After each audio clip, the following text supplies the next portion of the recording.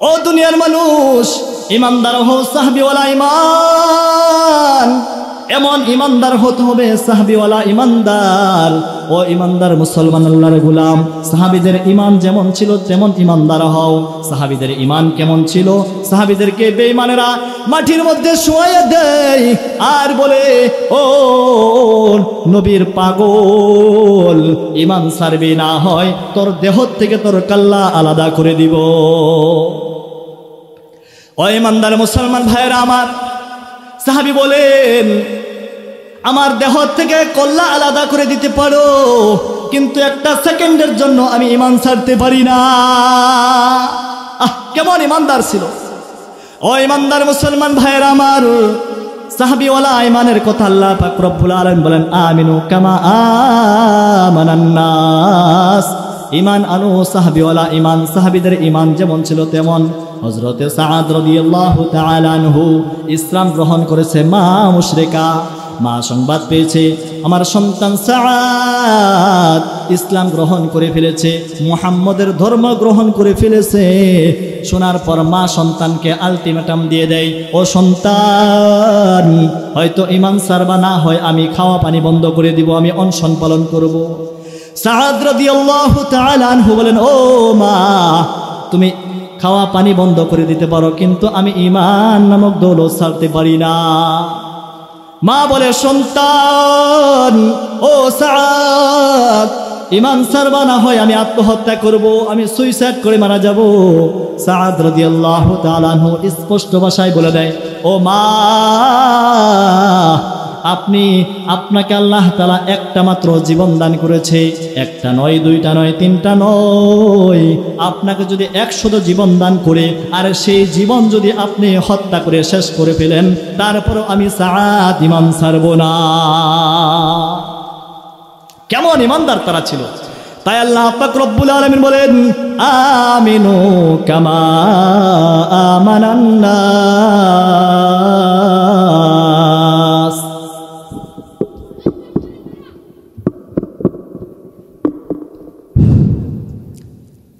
আসসালামু আলাইকুম ওয়া রাহমাতুল্লাহি ওয়া বারাকাতুহু। নাহমাদুহু ওয়া নুসাল্লি আলা রাসূলিহিল কারীম।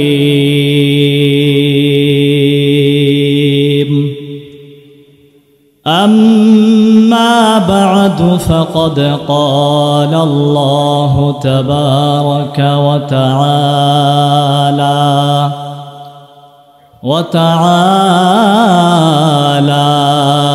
في كلامه المجيد وفي فرقانه الحميد.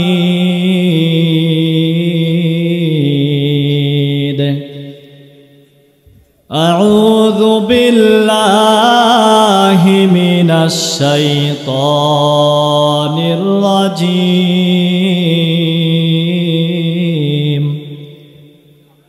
بسم الله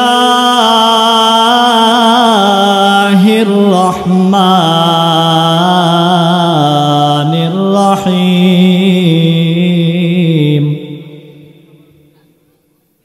والعصر إن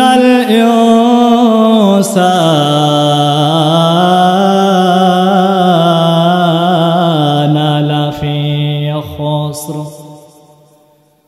إلا الذين آمنوا وعملوا الصالحات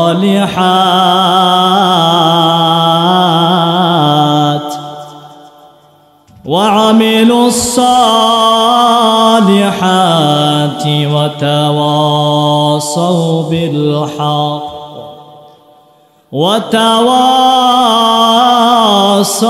بالحق وتواصوا بالصبر. وقال النبي صلى الله عليه وسلم: سألت النبي عليه الصلاة والسلام আইয়ুল আমালি আহাব্বু ইলাল্লাহ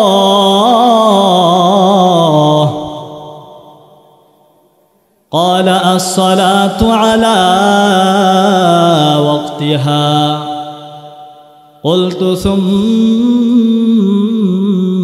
أي قال ثم بر الوالدين قلت ثم أي قال ثم الجهاد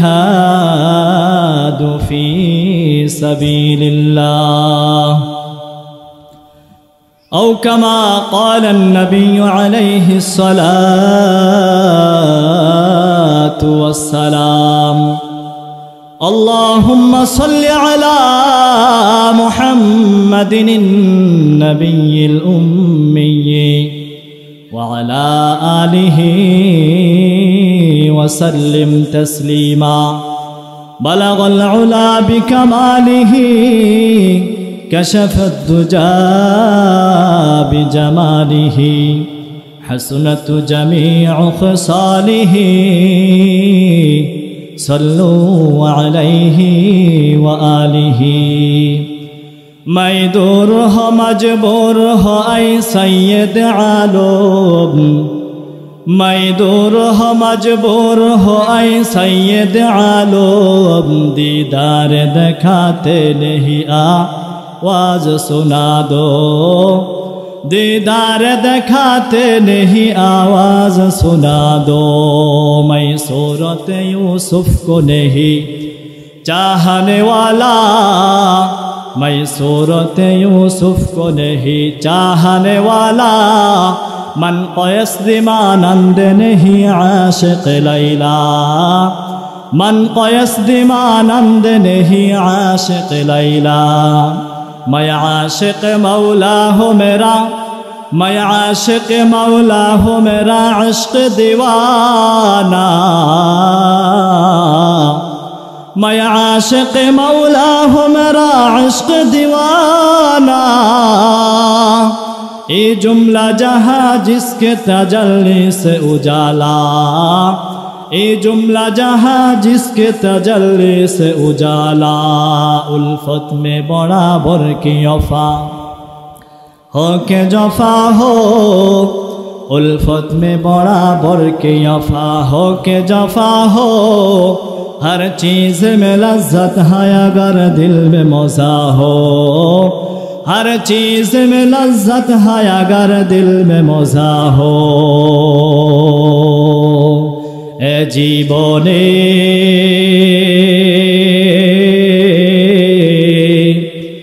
न करिलाम बंदेगी ए जीवने न करिलाम बंदेगी गुनाह करे काटाइलाम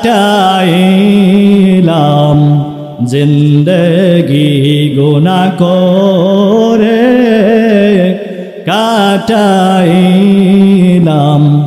जिंदगी तौबा करे আবার তওবা ভাঙ্গিলাম তওবা করে আবার তওবা ভাঙ্গিলাম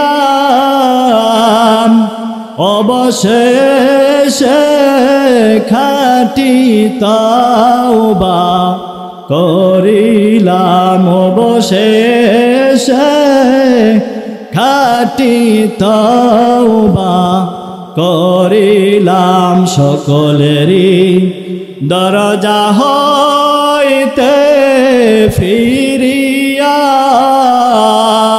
সকলেরই দরজা হইতে ফিরিয়া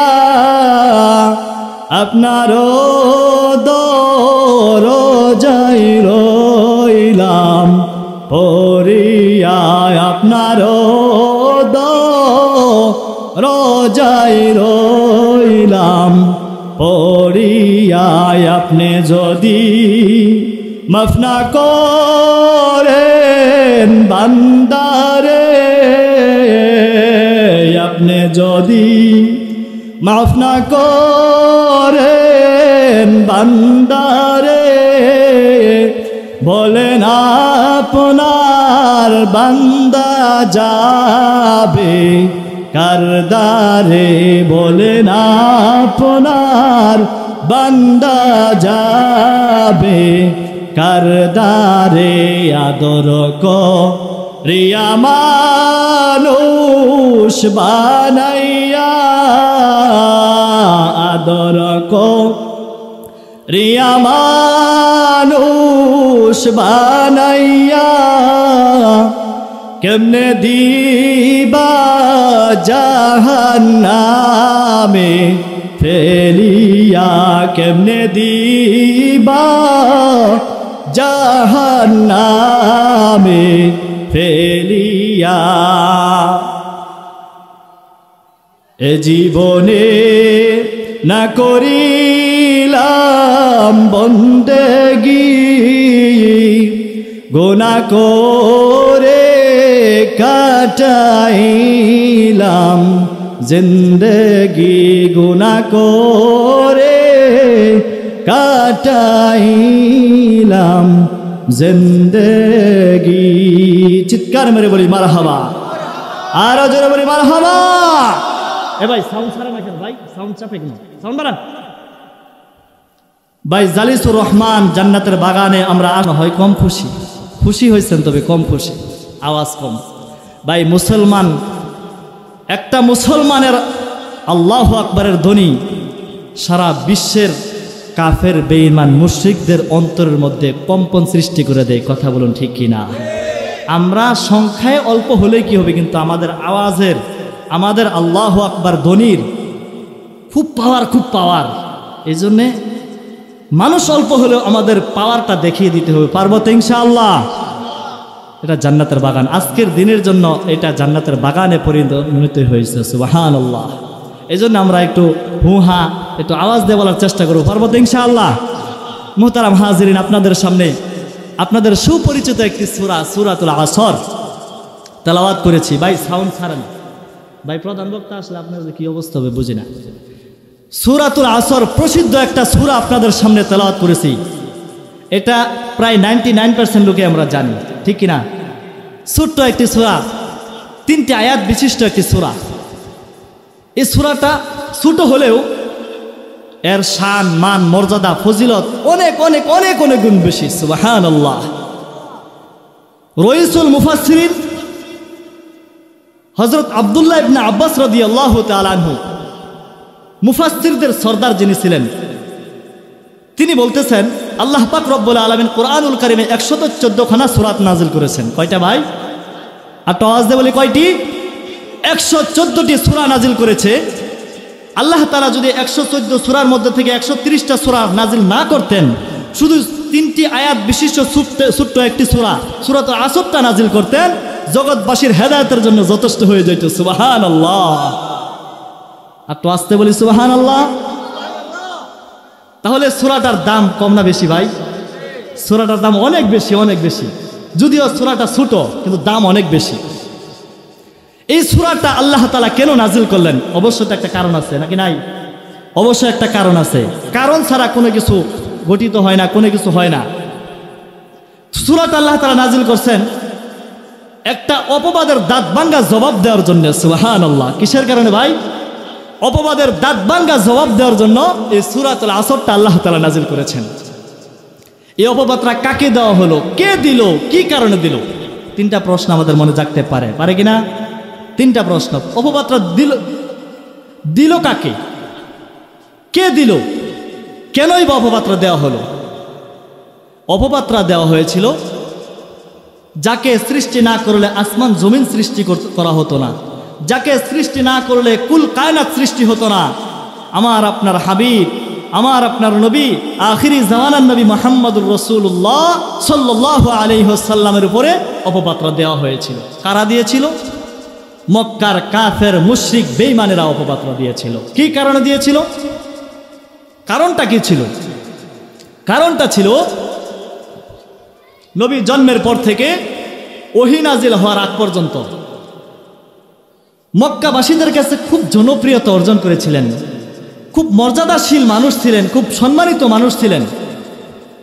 সবাই তাকে খুব মর্যাদা দিত, সম্মান করত, ইজ্জত করত এবং নবীকে সকলেই এমন বিশ্বাস করত, পরিশেষে তাকে আল আমিন উপাধি দিতে বাধ্য হতো। সুবহানাল্লাহ, এমন বিশ্বাস নবীকে করত। নবীর জন্মের পর থেকে ওহী নাজিল হওয়ার আগ পর্যন্ত আল্লাহ তাআলা নবীকে অনেক মুআজিজা দান করেছেন, অনেক অলৌকিক ঘটনা ঘটিয়েছেন, সবগুলো নবীর নবুয়তের দলিল বানিয়েছেন। সুবহানাল্লাহ। নবীর জন্মের পর থেকে ওহী নাজিল হওয়ার আগ পর্যন্ত নবীর জীবন ইতিহাসটাকে আল্লাহ তাআলা নবীর নবুয়তের দলিল বানিয়েছিলেন। সুবহানাল্লাহ। নবীকে যখন আল্লাহ পাক রব্বুল আলামিন ওহী নাজিল করলেন নবীর উপরে, ওহী নাজিল করার পর নবীকে আল্লাহ তাআলা বললেন, মায়ার নবী আমার, এতদিন পর্যন্ত কাফের বেঈমানদের সাথে আপনি তাদের নিয়মে উঠা বসা করেছেন, এই যে নেন আপনার উপর ওহী নাজিল করে দেওয়া হলো, আপনি নেন কাফের মুশরিক বেঈমানদেরকে এক আল্লাহ তাআলার একত্ববাদের ঘোষণা করে দেন। আর আপনি যে নবী, আপনি যে আখিরি জামানার নবী মুহাম্মদ, আপনার পরিচয়টা তুলে ধরুন। একত্ববাদের ঘোষণা এবং আখিরি নবীর পরিচয় তুলে দেওয়ার জন্য আল্লাহ তাআলা কালেমা দিয়ে দিলেন, লা ইলাহা ইল্লাল্লাহু মুহাম্মাদুর রাসূলুল্লাহ সাল্লাল্লাহু আলাইহি ওয়াসাল্লাম। আল্লাহ পাক রব্বুল আলামিন মায়ার নবীকে বললেন, ও নবী আমার, কাফের বেঈমানদের কাছে কালেমার দাওয়াত দেওয়া শুরু করে দেন। এতদিন পর্যন্ত তাদের মতেই নবী চলাফেরা করত, তাদের পথেই নবী চলাফেরা করত। নবী যখন ওহী নাজিল হওয়ার পর কালেমার দাওয়াত মক্কার কাফের মুশরিকদের সামনে উপস্থাপনা করলেন, এই মুহূর্তে মক্কার কাফের বেঈমান মুশরিকেরা আমার আপনার পেয়ারা হাবিব মুহাম্মদুর রাসূলুল্লাহ সাল্লাল্লাহু আলাইহি ওয়াসাল্লামকে একটা অপবাদ দিতে লাগলো। অপবাদটা কি? আব্দুল্লাহর বেটা মুহাম্মদ ক্ষতিগ্রস্ত হয়ে গেছে। চিৎকার মেরে বলেন নাউজুবিল্লাহ। আব্দুল্লাহর বেটা মুহাম্মদ ক্ষতিগ্রস্ত হয়ে গেছে। এতদিন পর্যন্ত আব্দুল্লাহর বেটা মুহাম্মদ ভালোই ছিল, আমাদের সাথে আমাদের পথে আমাদের মতে চলাফেরা করছে। আজকে নতুন কি জানি বলা শুরু করেছে। আব্দুল্লাহর বেটা মুহাম্মদ এতদিন লাভবান ছিল, আজকের থেকে আব্দুল্লাহর বেটা মুহাম্মদ ক্ষতিগ্রস্ত হয়ে গেছে। এই অপবাদটা দিলেন আপনার আমার দয়ার মালিক। আর সহ্য করতে পারলেন না, দয়ার মালিক সঙ্গে সঙ্গে সূরাতুল আসর নাজিল করে দেয়। নাজিল করে দিয়ে পৃথিবীবাসীদেরকে জানায় দেয়, ও পৃথিবীবাসীরা রে, দুনিয়ার সৃষ্টি থেকে নিয়ে কিয়ামতের আগ পর্যন্ত যত মানুষ দুনিয়াতে আসবে, তোমাদের জন্য একটা স্কেল দিয়ে দিলাম, সূরাতুল আসর নামক একটা স্কেল দিয়ে দিলাম। এই স্কেল দিয়া মেপে মেপে দেখবা কারা ক্ষতিগ্রস্ত আর কারা লাভবান। সুবহানাল্লাহ। আপনার আমার দয়ার মালিক জগৎবাসীর জন্য একটা স্কেল দিয়ে দিলেন, নাও তোমরা স্কেল নাও, একটা মাপকাঠি নাও, এই মাপকাঠি দিয়ে তোমরা মেপে মেপে দেখবা কারা ক্ষতিগ্রস্ত আর কারা লাভবান। এই স্কেল দিয়ে সূরাতুল আসর নামক স্কেল দিয়ে যদি আমি আপনি মাপি, ধরা পড়ে যাব আমি আপনি ক্ষতির মধ্যে আছি না লাভবানের মধ্যে আছি। শুধু নবীকে বলে নাই, বিশ্ববাসী পৃথিবীতে যত মানুষ, পৃথিবীর শুরু থেকে নিয়ে কিয়ামত পর্যন্ত যত মানুষ আসবে সকলের জন্য আল্লাহ তাআলা একটা মাপকাঠি দিয়ে দিলেন, নাও এই মাপকাঠি সূরাতুল আসর নাও, নেয়া তোমরা এটাতে মেপে মেপে দেখবা কে লাভবান আর কে ক্ষতিগ্রস্ত। ইমানদার মুসলমান ভাইরা আমার, আল্লাহ পাক রব্বুল আলামিন সূরাতুল আসর নাজিল করে দিলেন আর জগৎবাসীদেরকে বললেন, ও কাফের মুশরিক বেঈমানের দল, নেও নেও নেও সূরাতুল আসর নেও, এটা দিয়ে তোমরা মেপে মেপে দেখো আমার বন্ধু মুহাম্মদুর রাসূলুল্লাহ ক্ষতিগ্রস্ত না তোমরা ক্ষতিগ্রস্ত। আল্লাহ পাক রব্বুল আলামিন সূরাতুল আসর নাযিল করে দেয়, ওয়াল আসরি ইন্নাল ইনসান ওয়াল আসরি ইন্নাল ইনসানা লাফি খুসর। আল্লাহ পাক রব্বুল আলামিন আসরের কসম খায় বললেন, আসরের বহু অর্থ রয়েছে, তার মধ্যে থেকে অন্যতম একটি অর্থ হলো সময়। আসরের অন্যতম একটি অর্থ হলো সময়। আল্লাহ পাক রব্বুল আলামিন সময়ের কসম খেয়ে বলতেছেন ওয়াল আসর, আমি মালিক সময়ের কসম খেয়ে বলতেছি। ও দুনিয়ার মানুষ গভীর মনোযোগ দিয়ে শোনো, ও যুবক ভাই বুড়া বাবাজি পর্দার আড়ালের মা গভীর মনোযোগ দিয়ে শোনো। আল্লাহ পাক রব্বুল আলামিন সময়ের কসম খেয়ে বললেন, আল্লাহ তাআলা সময়ের কসম কেন খাইলেন? দুনিয়ার মানুষের কাছে সময়টা বড় মূল্যবান সম্পদ, খুব দামি সম্পদ, সময়টা দামি সম্পদ। এই জন্য আল্লাহ পাক রব্বুল আলামিন দামি বস্তুর কসম খেয়ে বললেন, তোমার হায়াতে জিন্দিগিতে যদি তোমার 50 বছর হায়াত থাকে, সময় থাকে, আমি দয়ার মালিক তোমার 50 বছর হায়াতে জিন্দিগির কসম খেয়ে বললাম। যার হায়াতে জিন্দিগিতে 80 বছর আছে, দয়ার মালিক ডাক দিয়ে বলেন, ও দুনিয়ার মানুষ তোমার হায়াতে জিন্দিগির 80 বছরের কসম খেয়ে বললাম। যার হায়াতে জিন্দিগিতে 100 বছর আছে, দয়ার মালিক ডাক দিয়ে বলে, ও দুনিয়ার মানুষ তোমার 100 বছর হায়াতে জিন্দিগির কসম খেয়ে বললাম। কি বললাম? ইন্নাল ইনসানা লাফি খুসর, দুনিয়ার মানুষ সবাই ক্ষতিগ্রস্তের মধ্যে আছে, দুনিয়ার সবাই ক্ষতিগ্রস্তের মধ্যে আছে। আল্লাহ তাআলা আমার হায়াতে জিন্দিগির কসম খেয়ে বললেন, আপনার হায়াতে জিন্দিগির কসম খেয়ে বললেন, দুনিয়ার সবাই ক্ষতিগ্রস্তের মধ্যে আছে, তবে 4 গুণ বিশিষ্ট মানুষ তারা লাভবান। কয় গুণ ভাই? আল্লাহ পাক রব্বুল আলামিন বলেন, ও দুনিয়ার মানুষ গভীর মনোযোগ দিয়ে শোনো, দুনিয়ার সকল মানুষ ক্ষতিগ্রস্তের মধ্যে আছে, কেবল 4 গুণ বিশিষ্ট মানুষ লাভবানের মধ্যে আছে, তারা ক্ষতির মধ্যে নাই। 1 নাম্বার ইল্লাল্লাযীনা আমানু, 1 নাম্বার ইমানদারেরা, যারা ইমানদার তারা ক্ষতির মধ্যে নাই, তারা লাভবান। তবে ইমানদারের মধ্যে ব্যবধান আছে। এমন ইমান নয় যে ইমান টাকার কাছে বিক্রি হয়, এমন ইমান নয় যে ইমান চেয়ারের কাছে বিক্রি হয়, এমন ইমান নয় যে ইমান ক্ষমতার কাছে বিক্রি হয়, এমন ইমান নয় যে ইমান কথায় কথায় পরিবর্তন হয়, এমন ইমান নয় সকালবেলা ইমানদার আর বিকালবেলা বেঈমান, এমন ইমানদারের কথা বলা হয় নাই। আল্লাহ পাক রব্বুল আলামিন বলেন, আমিনু কামা আমানান নাস, ও দুনিয়ার মানুষ ইমানদার হও, সাহাবীওয়ালা ইমান, এমন ইমানদার হতে হবে, সাহাবীওয়ালা ইমানদার। ও ইমানদার মুসলমান আল্লাহর গোলাম, সাহাবীদের ঈমান যেমন ছিল তেমন ইমানদার হও। সাহাবীদের ঈমান কেমন ছিল? সাহাবীদেরকে বেঈমানেরা মাটির মধ্যে শুয়াইয়া দেয় আর বলে, ও নবীর পাগল, ঈমান ছাড়বি না হয় তোর দেহ থেকে তোর কাল্লা আলাদা করে দিব। ও ইমানদার মুসলমান ভাইয়েরা আমার, সাহাবী বলেন, আমার দেহ থেকে কল্লা আলাদা করে দিতে পারো, কিন্তু 1 সেকেন্ডের জন্য আমি ঈমান ছাড়তে পারি না। কেমন ঈমানদার ছিল!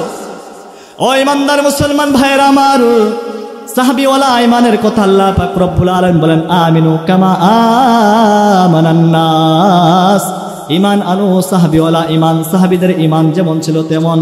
হযরতে সাআদ রাদিয়াল্লাহু তাআলা আনহু ইসলাম গ্রহণ করেছে, মা মুশরিকা, মা সংবাদ পেয়েছে আমার সন্তান সাআদ ইসলাম গ্রহণ করে ফেলেছে, মুহাম্মদের ধর্ম গ্রহণ করে ফেলেছে।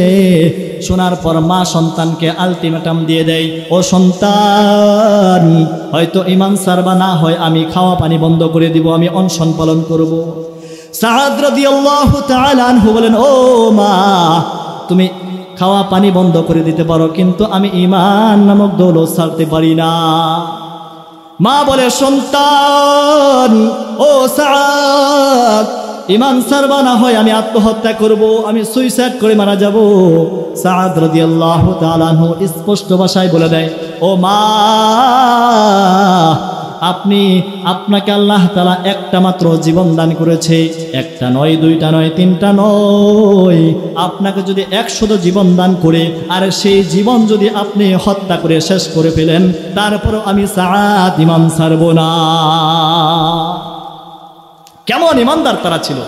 তাই আল্লাহ পাক রব্বুল আলামিন বলেন, আমিনু কামা আমানান নাস।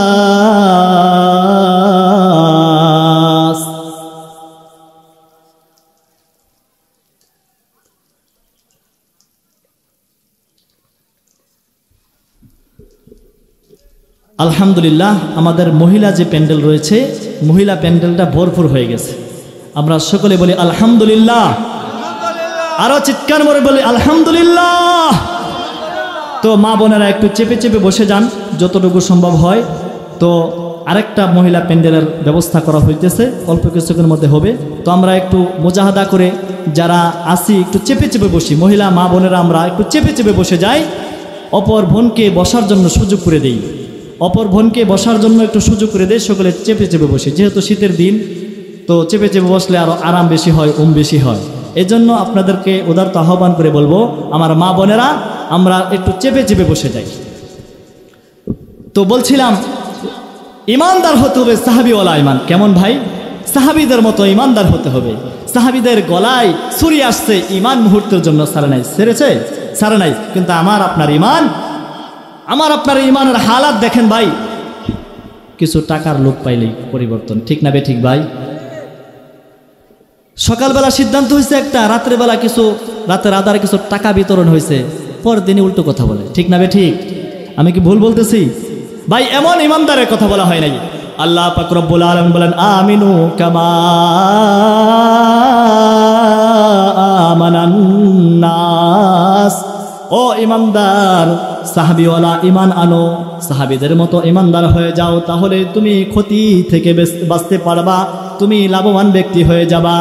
আল্লাহ পাক রব্বুল আলামিন বলেন, 4 গুণ বিশিষ্ট মানুষ, তারা ক্ষতির মধ্যে নাই, তারা লাভবান। 1 নাম্বার কি? 1 নাম্বার ইমানদার। 2 নাম্বার ওয়া আমিলুস সালিহাত,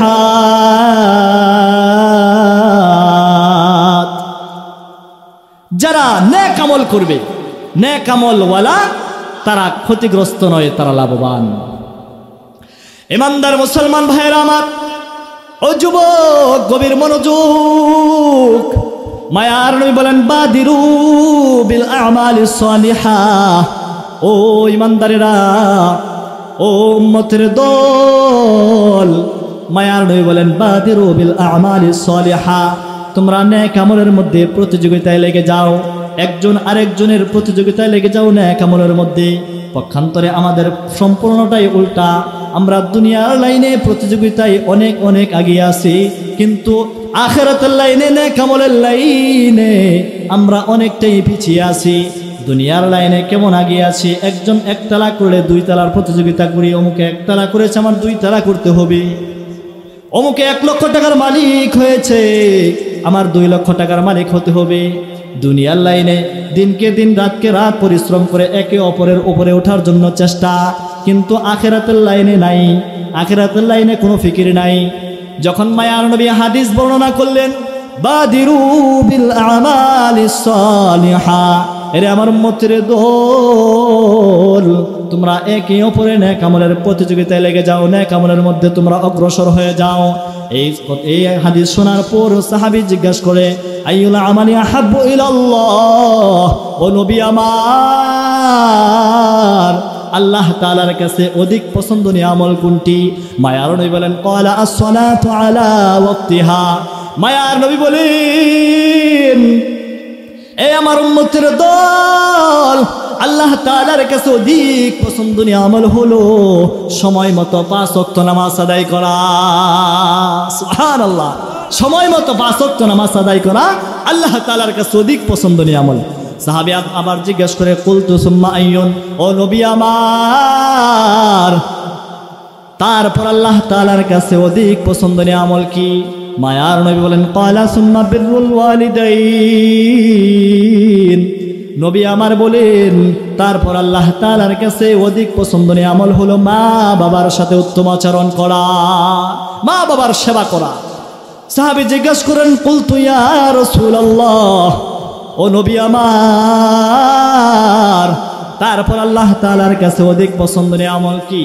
মায়ার নবী বলেন ক্বালা সুম্মাল জিহাদু ফি সাবিলিল্লাহ। মায়ার নবী বলেন তারপর আল্লাহ তাআলার কাছে আল্লাহর রাস্তায় জিহাদ করা হলো উত্তম আমল, উত্তম পছন্দনীয় অধিক পছন্দনীয় আমল। তিনটা আমলের কথা পর্যায়ক্রমে মায়ার নবী বললেন। এক নাম্বার কি? সময় মতো নামাজ আদায় করা। আজ আমার আপনার নামাজের হালাতের দিকে তাকাই।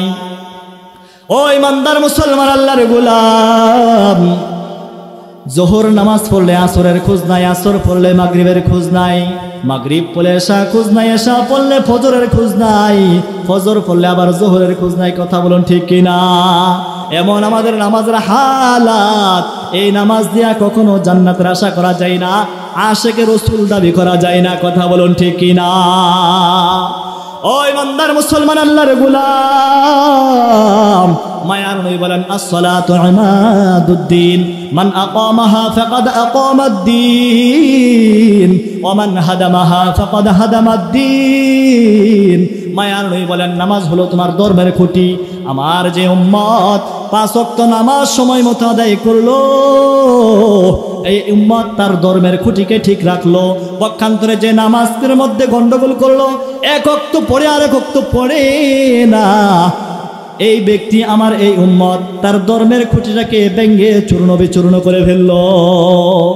আপনারা বুঝে থাকলে বলুন, ঘরের খুঁটি যদি ভেঙে দেওয়া হয়, এই ঘরের অস্তিত্ব থাকবে? ঘরে বসবাস করা যাবে?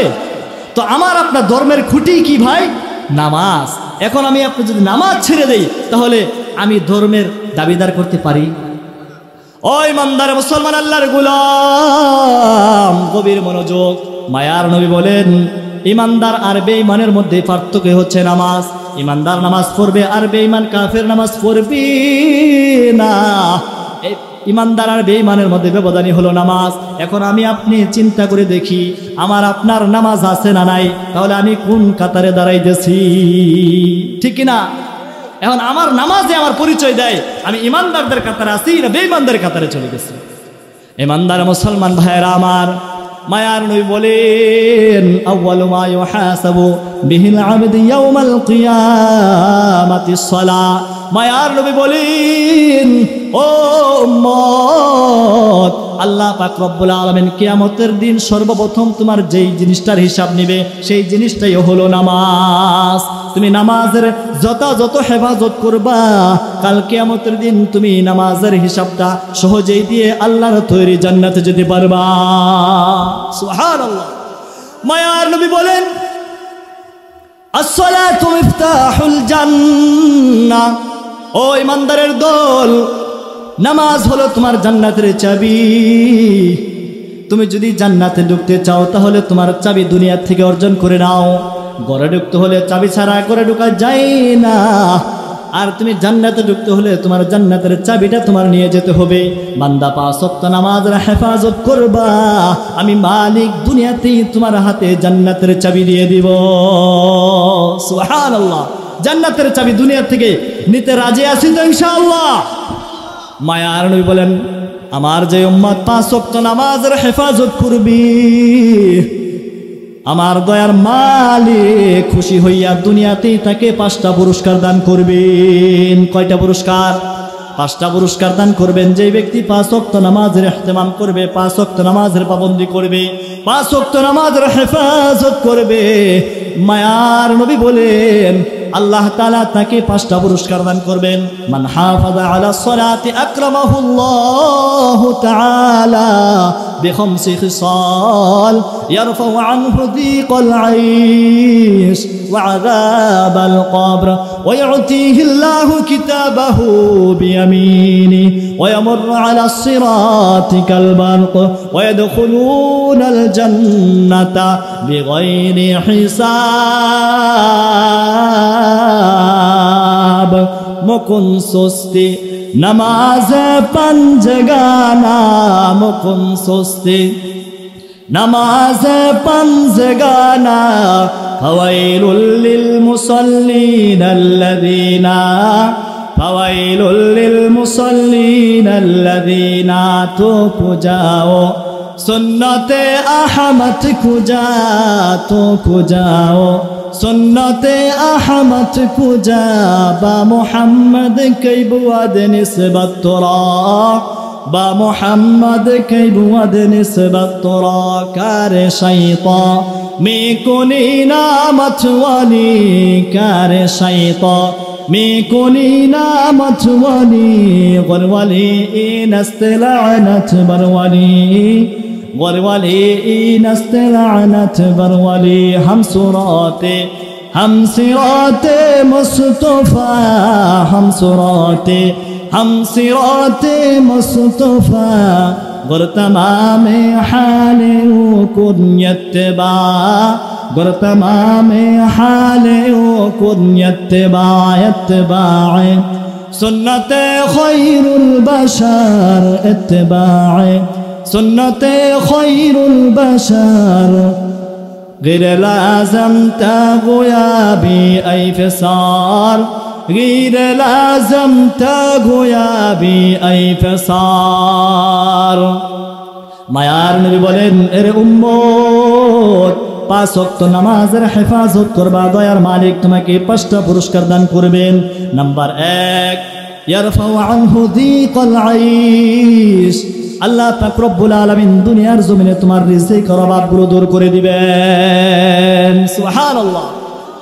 ওই ইমানদার মুসলমান আল্লাহর গোলাম যেই রিজিকের জন্য জন্ম থেকে মৃত্যু পর্যন্ত মাথার ঘাম পায়ে ফেলি, অপরের মাল আত্মসাৎ করি, ভাই বোনকে ঠকাই, বোন ভাইকে ঠকাই, রাতের আধারে ঘুষ খায়, কথা বলুন ঠিক কিনা?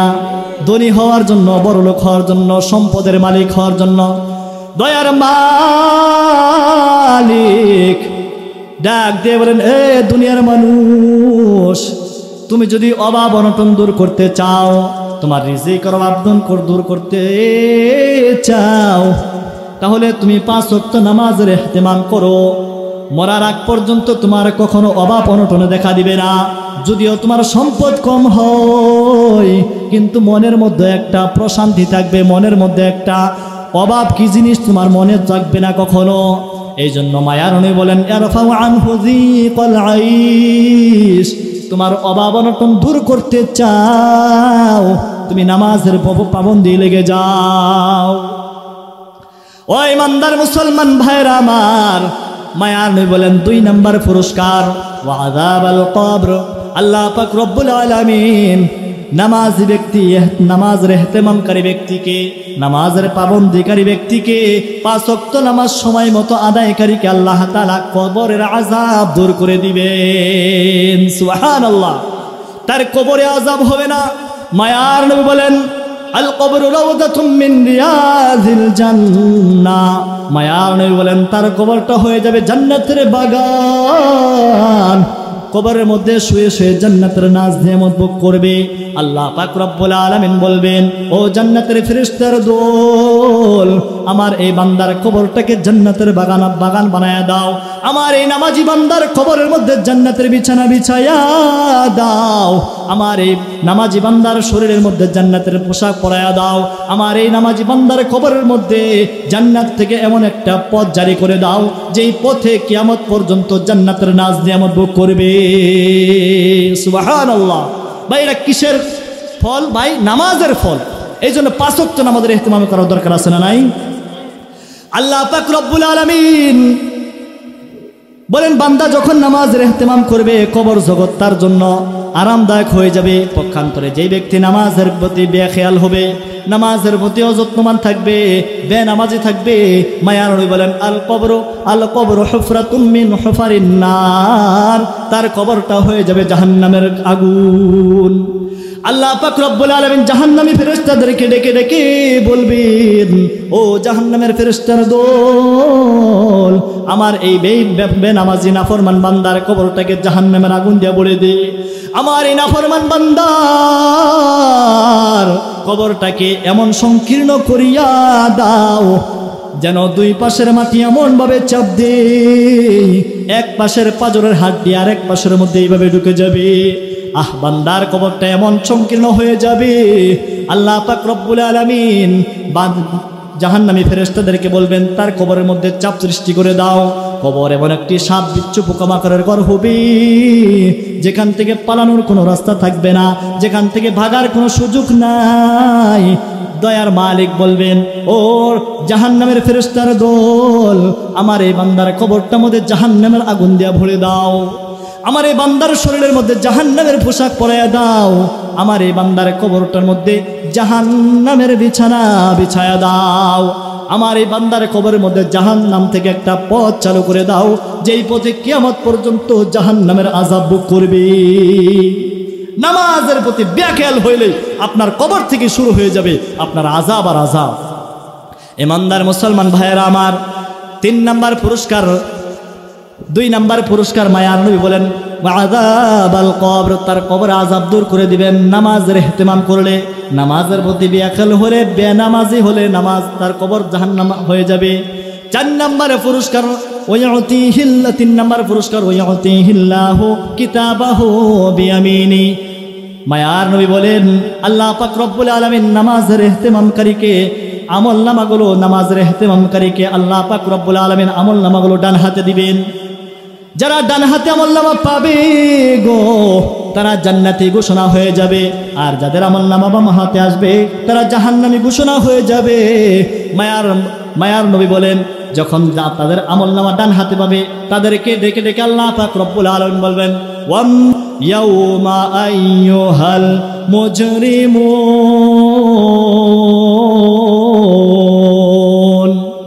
আল্লাহ পাক রব্বুল আলামিন ফেরেশতাদেরকে বলবেন, ও ফেরেশতার দল, আমার জান্নাতি বান্দাদেরকে বান্দীদেরকে আলাদা করে দাও, আর জাহান্নামীদেরকে আলাদা করে দাও। যাদের আমলনামা ডান হাতে হবে তারা জান্নাতীদের দলে থাকবে, আর যাদের আমলনামা বাম হাতে থাকবে তারা জাহান্নামীদের দলে থাকবে। জান্নাতীদেরকে আল্লাহ তাআলা ঘোষণা করবেন, ও জান্নাতের ফেরেশতার দল, আমার এই জান্নাতি বান্দাদেরকে স্বাগত জানাইতে জানাইতে জান্নাতের মধ্যে ঢুকায়া দাও। কিয়ামত পর্যন্ত তারা জান্নাতে বসবাস করবে। পক্ষান্তরে যাদের আমলনামা বাম হাতে আসবে আল্লাহ পাক রব্বুল আলামিন বলবেন, ইকরা কিতাবাকা কাফা বিনাফসিকাল ইয়াউমা আলাইকা হাসিবা।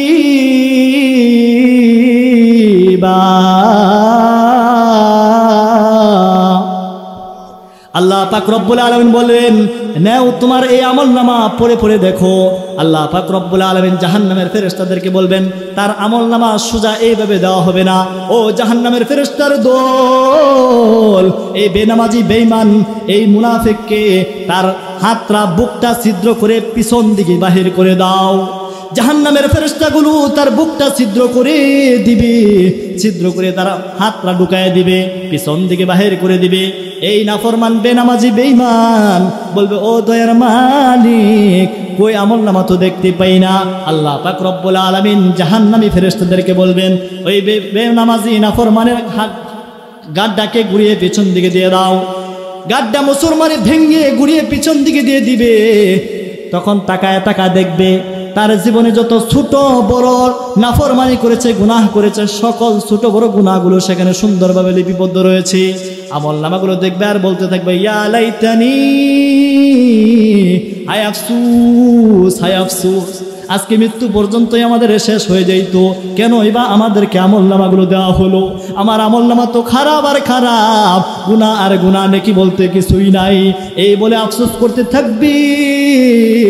আল্লাহ পাক রব্বুল আলামিন জাহান্নামের ফেরেশতাদেরকে ঘোষণা করে বলবেন, ও জাহান্নামের ফেরেশতার দল, আমার এই নাফরমান বেনামাজের গলার মধ্যে জাহান্নামের লোহার বেড়ি লাগাইয়া টানতে টানতে জাহান্নামের দিকে নিয়ে যা। বেনামাজিদেরকে টানতে টানতে জাহান্নামের দিকে নিয়ে যাইবে, আর তারা চিৎকার করতে থাকবে, আফসোস করতে থাকবে, কোনো আফসোসে কাজ হবে না। ও ইমানদার মুসলমান, আল্লাহর গোলাম, গভীর মনোযোগ। যদি তুমি আমলনামা ডান হাতে নিয়ে হাসতে হাসতে জান্নাতে যেতে চাও, তাহলে তুমি 5 ওয়াক্ত নামাজের ইহতিমাম করতে লেগে যাও। নামাজ পড়বো তো ইনশাআল্লাহ। 3 নম্বর পুরস্কার আল্লাহ তাআলা কি দিবেন? আমলনামা ডান হাতে দিয়ে আল্লাহ তাআলা স্বাগত জানাইতে জানাইতে জান্নাতের মধ্যে প্রবেশ করাই দিবেন। সুবহানাল্লাহ। 4 নম্বর পুরস্কার, ওয়ায়ামুরু আলা সিরাতিকাল বারক। আল্লাহ পাক রব্বুল আলামিন 4 নম্বর পুরস্কার, মায়ার নবী বলেন আল্লাহ পাক রব্বুল আলামিন নামাজ ব্যক্তিকে 4 নম্বর পুরস্কার দান করবেন, তাকে পুলসিরাতরা বিদ্যুতের গতিতে পার করে দিবেন। সুবহানাল্লাহ। আমার যে উম্মত ইহতিমামের সাথে 5 ওয়াক্ত নামাজ আদায় করবে, সময় মতো 5 ওয়াক্ত নামাজ আদায় করবে, আল্লাহ পাক রব্বুল আলামিন তার পুলসিরাতরা বিদ্যুতের গতিতে পার করে দিবেন। সুবহানাল্লাহ। ওই ইমানদার মুসলমান ভাইয়েরা আমার, পক্ষান্তরে যারা নামাজের ইহতিমাম করবে না, এই পুলসিরাতরা সাধারণ কোনো জিনিস নয়। এই পুলসিরাতরা হবে, পুলসিরাতরা নিচে থাকবে জাহান্নামের আগুন আর আগুন। পুলসিরাতরা হবে চুলের চাইতে চিকন, হীরার চাইতে দার। 500 বছরের রাস্তা একমাত্র নামাজি বান্দাকে আল্লাহ তাআলা বিদ্যুতের গতিতে পার করাই দিবেন। পক্ষান্তরে যদি আমার নামাজের মধ্যে ত্রুটি থাকে গো দয়ার মালিক, তখন বলবেন ও জাহান্নামের ফেরেশতারা, চুল পরিমাণও যেন পুলসিরাতের পুলের উপর উঠতে না পারে। এই ধারালো, এই ভয়াবহ পুলসিরাতের জন্য টুকরা টুকরা হয়ে জাহান্নামের আগুনের মধ্যে পড়ে যায়। নামাজের প্রতি অযত্ন হলেই আমার পুলসিরাতের সেই ব্রিজে ওঠার আগেই আমি টুকরা টুকরা হয়ে জাহান্নামের আগুনের মধ্যে পড়ে যাব। নাউজুবিল্লাহ। এই পুলসিরাতে বিদ্যুতের গতিতে পার যদি হতে হয়, কোন আমলটা লাগবে ভাই? নামাজের আমল লাগবে। 5 ওয়াক্ত নামাজের ইহতিমাম হতে হবে, ঠিক কিনা ভাই? 5 নম্বর পুরস্কার, মায়ার নবী বলেন ওয়ায়াদখুলুনাল জান্নাতা বিগাইরি হিসাব। আল্লাহ পাক রব্বুল আলামিন নামাজি ব্যক্তিকে বিনা হিসাবে জান্নাত দান করবেন। সুবহানাল্লাহ। কোনো হিসাব লাগবে না। মায়ার নবী বলেন মান হুসিবা উকিবা। বান্দা, যদি তোমার হিসাবের কাঠগড়া দাঁড়াইতে হয়, তোমার জাহান্নাম ছাড়া কোনো উপায় নাই। যদি তুমি হিসাবের কাঠগড়া না দাঁড়াইয়া সরাসরি বিনা হিসাবে জান্নাতে যেতে চাও, নামাজের ইহতিমাম করতে লেগে যাও। বান্দা, যদি তোমার নামাজের মধ্যে কোনো প্রকারের ত্রুটি থাকে গো, তাহলে তোমার হিসাবের কাঠগড়ায় দাঁড়াতে হবে। মান হুসিবা উকিবা। মায়ার নবী বলেন যখনই তোমার হিসাব না হবে, তখনই তুমি আযাবের সম্মুখীন হয়ে যাইবা। বিনা হিসাবে জান্নাতে যেতে চাই তো ইনশাআল্লাহ? দুহাত উঁচু করে মালিককে দেখাই দেই, মালিক তুমি আমাদেরকে বিনা হিসাবে জান্নাত নসিব করে। সকলে বলেন আমিন। দুহাত নামাই। তাহলে বিনা হিসেবে জান্নাতে যেতে চাইলে 5 ওয়াক্ত নামাজের ইহতিমাম করার দরকার আছে, ঠিক কিনা? তাহলে নামাজের প্রতি অবহেলা করা যাবে? আল্লাহ পাক রব্বুল আলামিন বললেন লা খাউফুন আলাইহিম ওয়ালা হুম